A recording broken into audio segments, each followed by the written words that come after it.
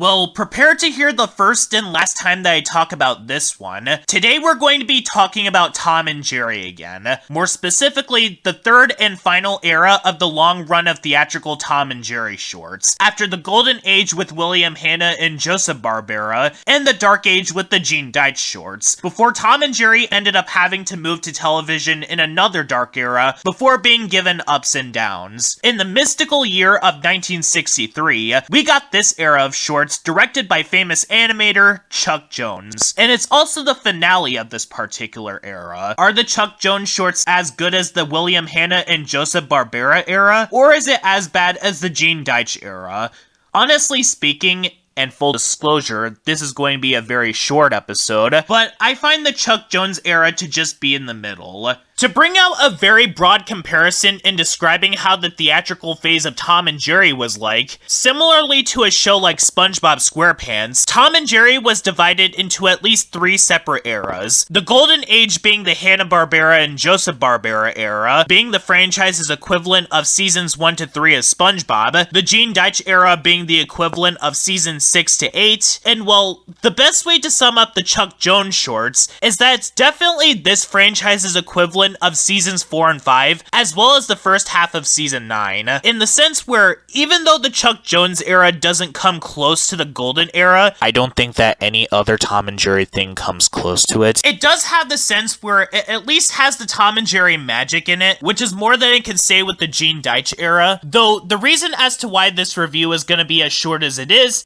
because speaking personally, after binging every single short on Tubi in order to write this script, I honestly don't have all that much to really say about it. It's basically what you get with the product that revolves around Tom and Jerry, although it's not nearly as funny, because the timing is a lot more sluggish than it was in the golden era, but it doesn't have any frustrating elements like some of the Tom and Jerry things that I talked about, which is definitely a plus, so these segments are watchable, and I was able to watch through every episode without issue, which made things a lot easier, and I will say that the animation in these segments are really good. They are done by Chuck Jones after all, whom is very well known for his work on Looney Tunes and most famously, The Grinch. The animation in these shorts are especially good when you watch it on an HD TV with how crisp that everything feels, though there are some parts where it does feel like they're just recycling animation from the golden age, and the animation in at least 2 of these segments are drastically different than it is in the rest of this era, although in comparison to what we got with the Gene Deitch shorts, these shorts are a significant improvement. And even though, yes, I didn't really have a lot of things to really say about these shorts, I am glad that I got to watch through them to see what I think about them. And out of everything that I reviewed so far, the Chuck Jones shorts are probably the best out of all the shows or shorts that I just find okay. And before Tom and Jerry Tales came out, this was the one that I could confidently say are probably the best that we got to see from Tom and Jerry for a while. Though I've yet to have binge watched Tom and Jerry Kids, but I'll see what I think about that show when I get around to it at a later date. But overall, the Chuck Jones Tom and Jerry shorts are just okay.